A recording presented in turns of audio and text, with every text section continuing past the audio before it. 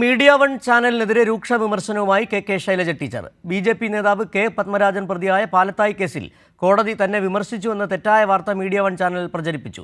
പെൺകുട്ടിക്ക് നീതി ഉറപ്പാക്കാനാണ് താൻ എപ്പോഴും പ്രയത്നിച്ചതെന്നും ശൈലജ ടീച്ചർ പറഞ്ഞു.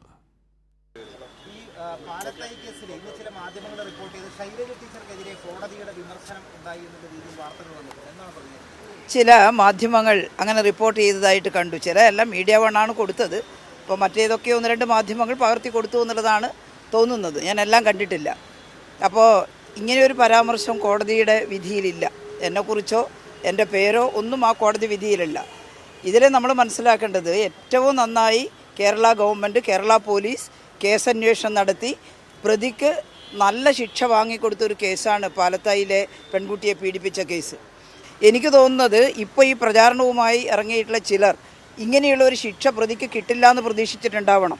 അതൊരു വലിയ ആയുധമാക്കി കൊണ്ടു നടന്ന് അതൊരു വലിയ പൊളിറ്റിക്കൽ ആയുധമാക്കണമെന്നൊക്കെ കരുതിയിട്ടുണ്ടാവണം. അത് മാത്രമല്ല, ചിലർക്ക് മറ്റെന്തെങ്കിലും താല്പര്യം ഇതിനകത്ത് ഉണ്ടായേക്കാം.